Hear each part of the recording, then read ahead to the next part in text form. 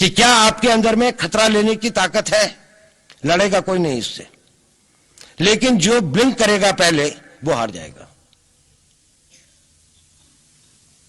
ये nuclear warfare, atomic warfare, biological warfare, ABC, जितने भी आप कहें, जितने भी आपके स्ट्रेटेजिक वॉरफेयर सिस्टम्स हैं, क्योंकि वो एक self assured guaranteed destruction of the world होगा, जिसके अंदर में ये पूरी की पूरी पृथ्वी के अंदर में इतना बड़ा वो हो जाएगा कि शायद उसके बाद युद्ध करने की आवश्यकता ही नहीं होगी, क्योंकि लोग ही नहीं बचेंगे।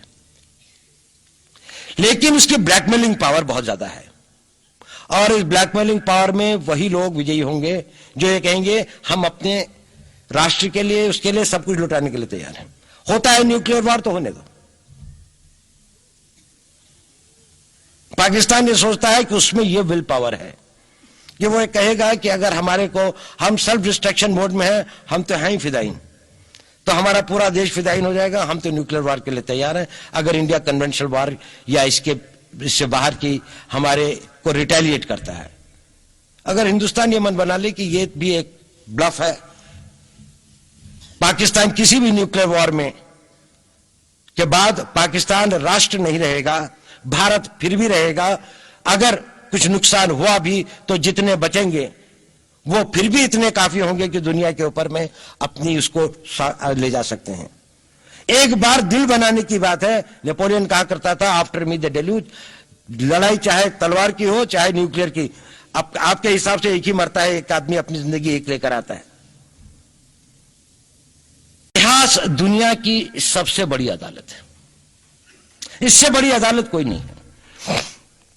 सुप्रीम कोर्ट में क्या हुआ, हाई कोर्ट में क्या हुआ, लड़ाई के मैदान में क्या हुआ, इलेक्शंस में क्या हुआ, ये सब बातें आती हैं चली जाती हैं, बाद में रह जाता है केवल इतिहास।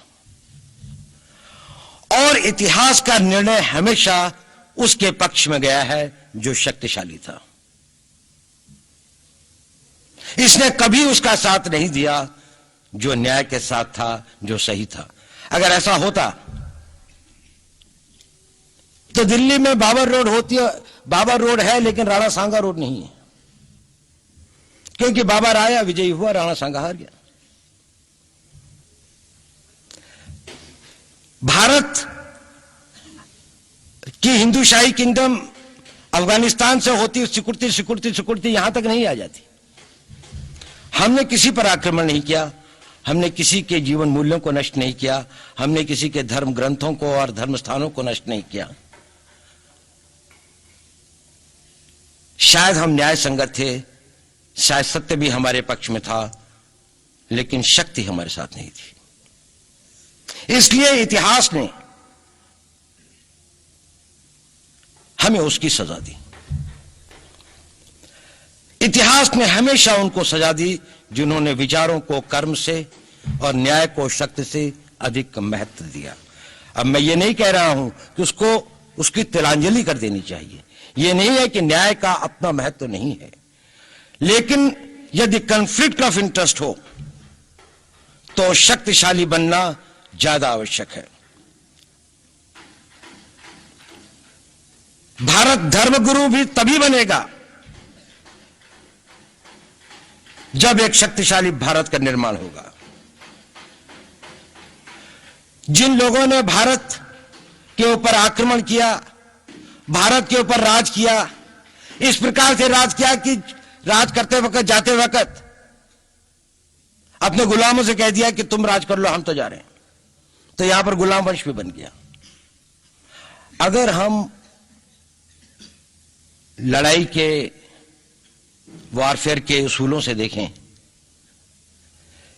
कि किसी भी राष्ट्र की जो कॉम्प्रिहेंसिव स्टेट पावर होती है, किन चीजों से वो लड़ाई लड़ता है, जिसको हम कहते हैं कि ये शक्तिशाली है, दूसरा शक्तिशाली नहीं है, क्या वो अवयव होते हैं उसके, क्या घटक होते हैं उसके।